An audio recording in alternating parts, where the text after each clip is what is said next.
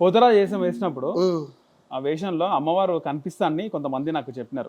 అంటే సీనియర్ పోతరాజు నిజంగా కనిపిస్తుంది. సీనియర్ పోతరాళ్ళకి ఇంకోటి భక్తి పరంగా ఇష్టపూర్తంగా వేసే పోతరాలకి అమ్మ నిజ వస్తువు దర్శనం కంపల్సరీ ఎవరికో ఒక్కరికి ఇస్తారు. ఈ ఆషాఢం నుంచి శ్రావణం టైంలో వాళ్ళకి రక్షించుడు బండి విషయంలో యాక్సిడెంట్ కాకుండా కానీ ఎన్నో విషయాలలో ఇబ్బందులు ఉండే టైంకి కానీ ఏదో సందర్భంలో మాత్రం అమ్మవారు మాత్రం వాళ్ళని ఒక్కసారైనా కనిపించి వెళ్తుంది. అలాంటి సందర్భాలు నాతో కూడా ఎన్నో అయినాయి. అమ్మవారు కనిపిస్తుంది.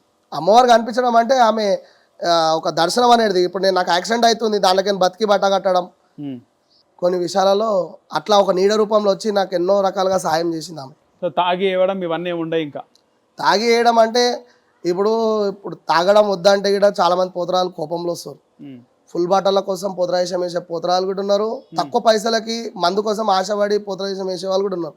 వాళ్ళ వల్ల ఏమవుతుందంటే సీనియర్ పోతరాలు గెటప్ వేసి సీనియర్ పోతరాలు కానీ షోక్తోనైతే మ్యాక్సిమం షోక్తోనైతే ఒక 70 మంది వేస్తారన్న. 70%. ఇక సిన్సియారిటీ ఒక 30 మంది ఉంటారు అన్న. దానికని సీనియర్లు ఒక 15 మంది పాత కటార్ మనుషులు ఉన్నారు. ఒక 15 మంది వాళ్ళని చూస్తున్నారు. అంటే 30%.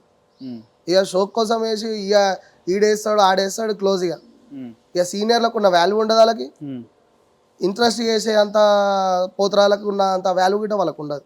ఏంటంటే టైంపాస్కి వేయడం, టైంపాస్కి పైసల కోసం తాగుడు కోసం దానికోసం వేసేవాళ్ళు రోజుకొక పురుగు లేక కొత్తగా కుట్టుకొస్తారు. కానీ ధర్మం కోసం కాపాడాలి, నేను వెయ్యాలి, మంచి సామాన్ నిండుగా కట్టుకోవాలి, నిండుగా ఆడాలి, ఆ పోతరాజు కంటే ఈ పోతరాజుని మ్యాచ్ చేసుకొని ఇంకా కొంచెం మంచిగా గెటప్ రెడీ కావాలి, ఇట్లా కాదు అట్లుండాలి, అట్లా కాదు ఇట్లుండాలి అని చెప్పి తెలివి అనేది ఉండాలి.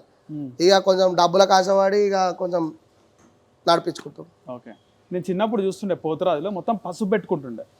పసుపు పెట్టుకొని వాళ్ళు పోతరాజు వేషం వేస్తుండే. ఇప్పుడు ఎందుకు కలర్లు రకరకాల కలర్లు వేస్తారు? అంటే కలర్లు వేసుకొని పోతరాజు వేషం వేస్తేనే జనాలు వస్తారా లేకపోతే? ఆ టైంలో నేను కూడా పసుపు కుంకుమలతోనే రెడీ అయిన ఫొటోస్ నా తన చిన్నప్పటి ఫోటోలు ఇప్పుడు కూడా ఉన్నాయి, అవి మీకు ఇస్తాను. కానీ మేకప్ ఎప్పుడైతే మారిందో కొంచెం ఏంటంటే ఒక త్రిశూలమైన బొట్టైనా పెడదామని కొంచెం పైన సెట్ చేయడం జరిగింది. నాకు శివాజీ మహారాజ్ అంటే గొప్ప గొప్ప దేవుళ్ళగా భావిస్తాను నేను. ఎందుకంటే శివాజీ మహారాజ్ పెద్ద భక్తుని నేను. నాకు ఫస్ట్ ఆఫ్ ఆల్ ఆ శివాజీ మహారాజ్ బొట్టే పెట్టాలని చెప్పేసి అనుకున్నా. ఆ శివాజీ మహారాజ్ బొట్టు పెట్టడంలో నా ముఖంలో కళ వచ్చింది.